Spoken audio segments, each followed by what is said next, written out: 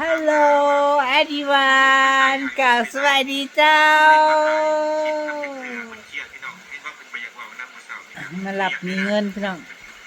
จะพานางกลับบ้านแล้วจ้ะมาหลับนางเลยพี่น้องเอ้ยมาหลับนางแล้วจ้าเงินเลยขอบใจปลาลุงดูฮะขอบใจFCดูฮะนั่งนาบูดเขาเจ๊เลยคือนั่งหันเขาเจแท้มาลับเลยได้เนี่ยบ่ปล่อยปลาถิ่มดอกโอ้ยบ่ปล่อยปลาเจ้าถิ่มผู้เดียวดอก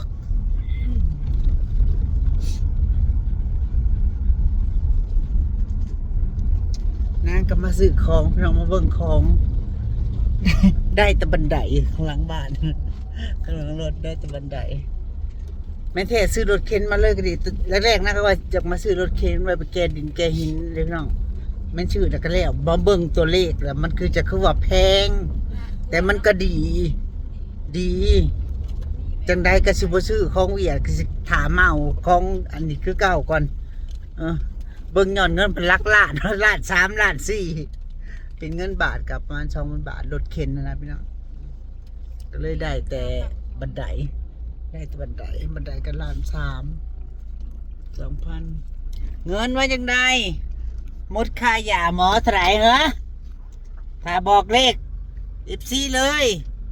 ถ้าบอกเลขปลาลุงเลยมีเห็นบ่นี่ซื้อไซโคให้ไม่ฮัดโตอีกยันลงน้ำ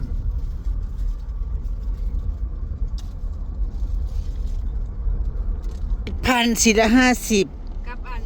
มันก็ปืนก่อนนะคะ1,000กับเงินกีบกับเงินบาทอีกเท่ากับปืนก่อนนะคะประมาณ8,000นะเม็ดเซ็ตมื้อนะมานะ8,000กับปืนก่อนนะคะดีเด่นนี่โอ้ยเป็นเท่าไหร่จับบ่ได้พี่น้องเพิ่นหนีบจับเลย13,000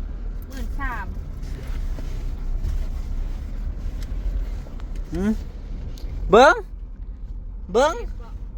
หมดลูกนั่นเบิ่งลูกบ่มีแล้วหมดลูกบ่มีแล้วซ้ำสิเชิงมึงบาดนี่นะหารอเชิงโลดบาดนี้เจ้ามึงก็บ่มันเจ้ามึงก็บ่ท้องอยากเชิงไผเชิงโลดเด้อบาดนี้เด้อได้ยินอยู่เงินอยากเชิงไผก็เชิงโลดเด้อบาดนี้นี่หมดลูกของนางเบิ่งจับโอ้ยจับแห้งบ่ได้จำบ่ยากเมื่อเฮ็ดกับเขาเขาพาเหตุท้องมันเขาพาอยู่มุกเลยพี่น้องเนี่ยตอนแรกนึกว่าเขาไปเอกแล้วกลับมาพาอยู่สอนเขตมาตายจริงๆแล้วก็บ่แม่นพี่น้องเขาพาอยู่มุกโรงพยาบาลซัดอยู่นอนอยู่บุกคืนนึงล่ะแปลวตอนเย็นเมื่อวานเองนอนอยู่มุกทหารนอนอยู่คลินิกคืนหนึ่งเนาะผ้าอยู่พุ่นแล้วก็ตอนเย็นเมื่อวานแล้วเขาไปเอาได้กินนะอยากกินตับเลยกินอาหารนะฮะมันได้กินอาหารอยากบ่อยากยังเอาสองเบิ้งพุ่นแต่ว่าห้ามบอกเลยมึงโดดออกมึงเด้อยากบ่อดเอามีเงินซื้ออยู่ดอกสิซื้อเมื่อไว้ให้กินอยู่ดอกกับข้าวข้างทางพี่น้องอดเอาอยากบ่ท้องดีแล้วบ่ฮะท้องดีแล้วบ่จังอยากเขาพาหมดลูกออกเลยพี่น้อง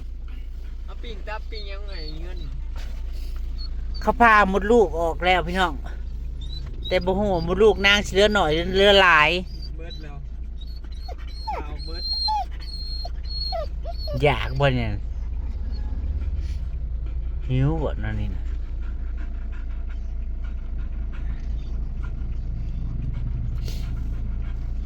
แต่กระบาดเนาะเงินเนาะเงินใครแน่แล้วเนาะหลอดตายแล้วมีเงินเลยจะได้ขอบคุณด้วยอ้ายเด้อจะซอยนางมีเงินเนาะจ้ะเนาะซอยชีวิตของนางรวมยอดกับประมาณ18พี่น้อง18 2 เทื่อแล้วมันอาจ 18 รอบก่อนก็จ้างเลย4,000 ขึ้นมาหาหมอนี่รอบที่2เลยเนาะ รอบก่อนก็จ้างไปเอ็กซเรย์อยู่ไทยอย่างนี้ พักกันได้ชดได้ซอยก็ได้ประมาณ18เนาะ18ปลายๆรวมไม่เสร็จมาหาหมอนี่ตั้งแต่มือเอามาส่งแล้วมือขึ้นมาเอามื้อนี้ก็รวมไม่เสร็จก็ประมาณ14ก็คือ14,000ประมาณนี้ เฉพาะค่าหมอได้นี่บ่ได้ค่าน้ำมัน เฉพาะมื้อนี้ก็ อ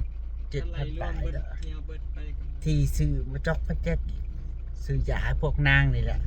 ซื้อยาขาเห็บขาฮอนพวกนางนี่เลย มาสิโดน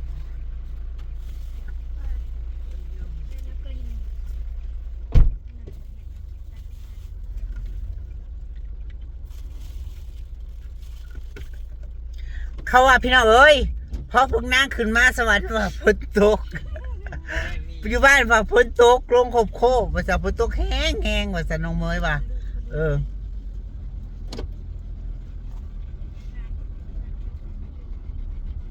หิวข้าวบ่เงินเงินเอ้ย กินหัวอาหารเนาะบ่เคยกินอะไร กินแต่หัวอาหารเขาเอาหัวอาหารไหนก็แล้ว กินได้บ่ นอนลงเมื่อยปวดท้องปวด น้ำหนักมดลูกกะ เดี๋ยว3 โลจากสเก็ตเลย น้ำหนักนางอัน23 โล เจ็ดเกือบ7โลกว่าหายไป4โลกว่า หายไป4 กิโลหน่อยๆมดลูก มา3-4โตเลยค่ะว่า อืม ออกมันใหญ่ตึง รับฉีด เนาะจนจ้อยเอาพอเอาลูกออก เสียดายพวกหมูลูกมันจะโตเนาะ FC ก็จะซื้อเลข แต่ว่างูแต่เลขไอ้น้ำหนัก3 โล3 โลจุด40บาท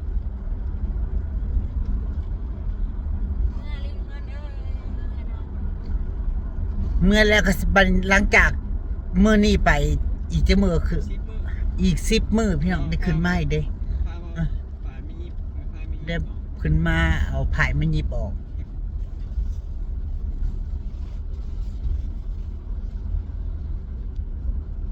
นั่นก็สิเจ็บเติบหนึงอยู่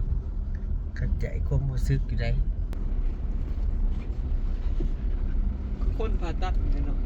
ออกมาบ่อยากชนผู้เจ้าอยากย่างงบเมื่อนะเดียวมีอย่างเดียวลืมเนมผิด ไม่ได้แนมมันผู้เจ้าเลยพบไปอย่างเดียว เจ็บเนี่ยนะ หมอผ้าอยากออกเลยเมื่อยอยู่ในกรง มันนั่งปลุก เลยคือคนอยู่ในคุก คืออาเถออยู่แต่ในกรง ไปใส่เนาะ ว่าแม่นอยู่ในคุกคนก็คืออยู่ในคุกนี่แหละ ตาย มาใกล้หมู่แล้วเฮ้ย โอ้ย เศร้าบานนี้เศร้าเหลือสร้อยเดียวให้เลือกบานนี้เศร้าจากโลกนี้เด้อบานนี้ ได้สู่ใหม่เจ้างานดอก คนหัวอี อ่ นี่ อนได้บ่ให้ตาย ได้ไปไทยช่องเทื่อแล้วได้ไปเที่ยวประเทศไทยช่องเทื่อแล้วคันบ่ปางตายก็บ่ได้ฮอดประเทศไทยจ้าคันมึงอยู่ดีมีแฮงสบายดีมึงก็บ่ได้เห็นประเทศไทยนะไปช่องเทื่อแล้วบัดนี้พ่อเด้อบัดบ่ต้องไปเด้อบัดนี้บ่ต้องไปแล้วบัดนี้ประเทศไทยนั่น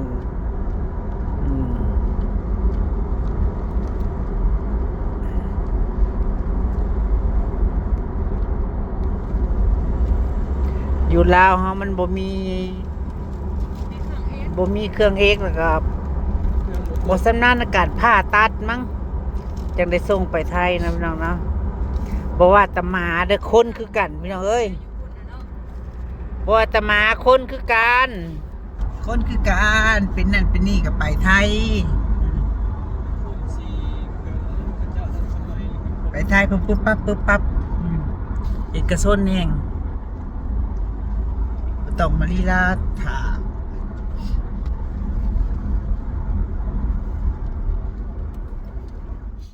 เป็นไงเงินเป็นไงเฮ้ย เมื่อยบ่ลูก ทางพี่น้องเอ้ยทางลูกบ้าน ทานก็ได้เนาะ เบิ่ง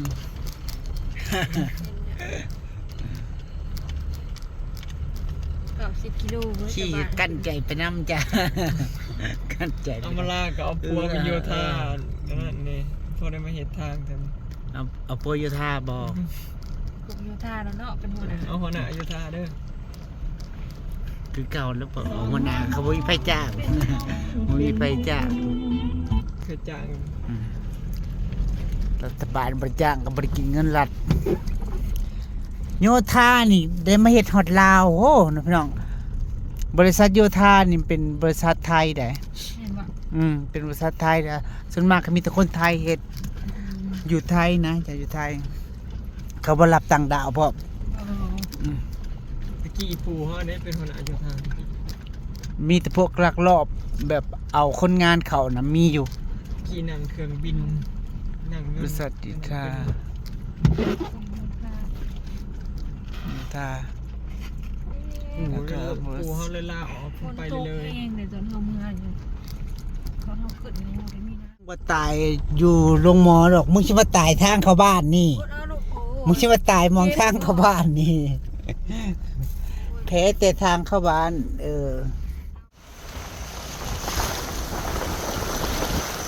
นี่ได้พี่น้องเอ้ยยามฝนนะจังบ่อยากออกจากเฮือนบ่อยากออกจากบ้านก็ย้อนทางนั่นนี่แหละจ้าออกจากในเมืองเขา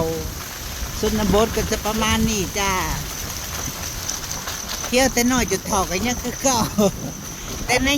หมู่บ้านก็จะพัฒนาเนี่ยพี่น้องเขาจะเทคอนกรีตนะคะแต่ว่าออกจากหมู่บ้านก็จะเป็นแบบ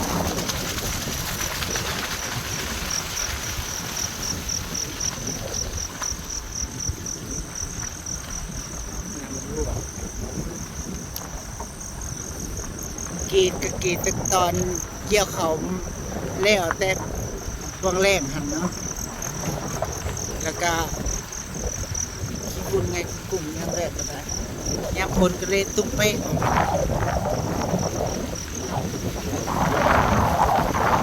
ใจดีๆเงินใจดีๆแข็งไว้แข็งไว้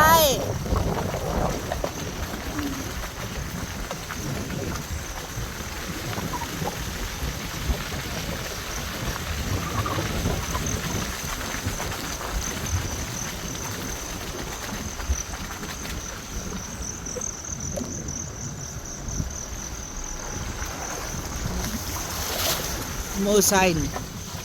คอยมาดีกว่า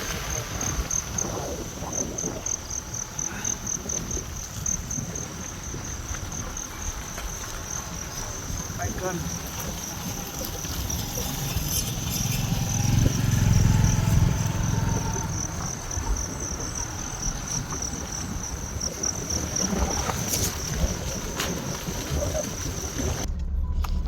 ว่าไง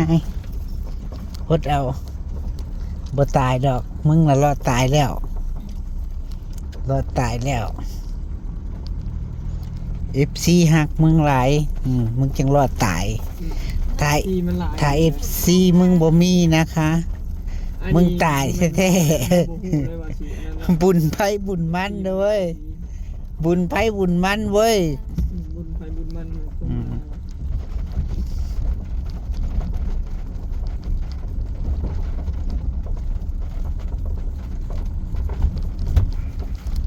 มาฮอดฝนตกพี่น้องเอ้ยแม่แรงไปว่าฝนตก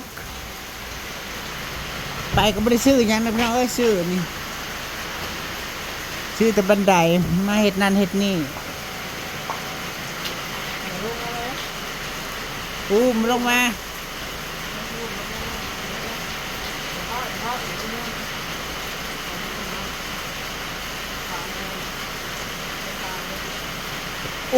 ส่วนทั้งสองขาหนามที่ตัว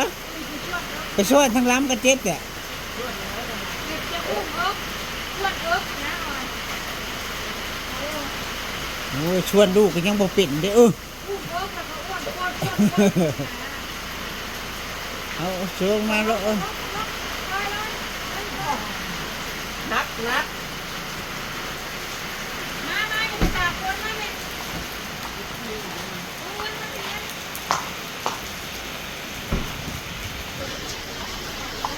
มาฮอดจุฬาพุ่มเลยพี่น้องเอ้ย ของตุ้ง 2 ทุ่มแล้วมาฮอดถึง2 ทุ่มหมองนอนหมองใดหมองนางนอนก็นอนหมองนี้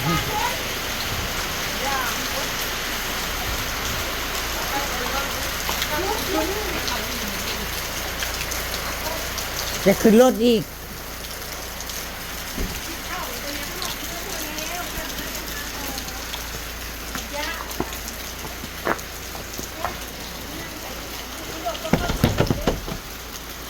นี่ด้วยปิดประตูหอมอีเงินมาแล้วหอมเอ้ย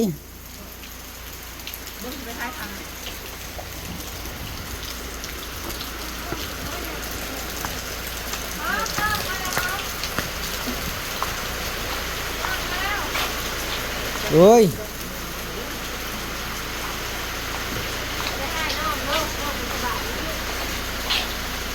ยามาผิดยังใส่ยุด มาสิกินกันใช่กัน ใส่อุ๊บก่อนนะเชือกมาเลย ไม่เฮ้เอ้ยเอ้ยเอ้ย น้องกินน้องไปให้แม่น้องคนแม่แม่มาใครมาตู่ให้ค่ะ อีเงินในอีเงินมาแล้วผู้เอ้ยเงินมาแล้ว เงินมาแล้วเงินมาแล้วเงินมาแล้ว อย่าสลบมาสลบจริงเลยเงิน เงินมาแล้วเงินมาแล้วเงินว้าวดูเงินเงินเงิน เช่าแล้ว เงิน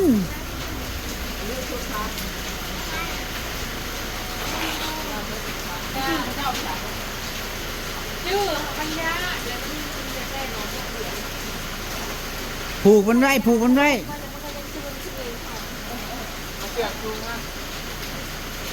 ผูกมันไว้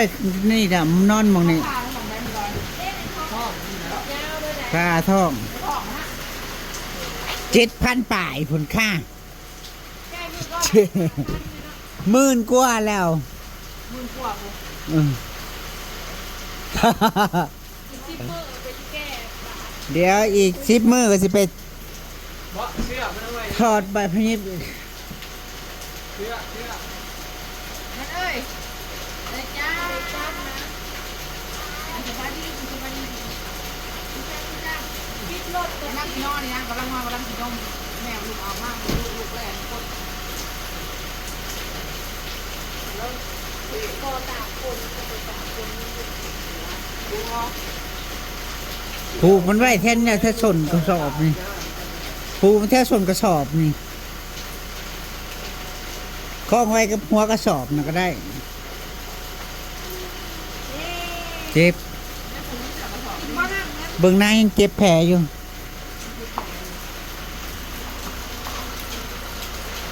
เลยเงินมาแล้วเลยเงินมาแล้วไปนอนไปนอนไปไปนอน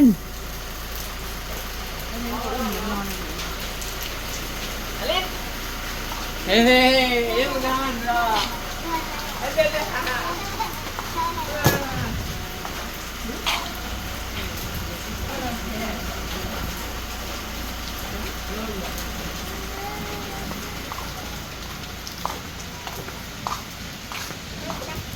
โอ้ยผลเอื้อนจักหน้อยจากชิมเมื่อยพี่น้องเอ้ย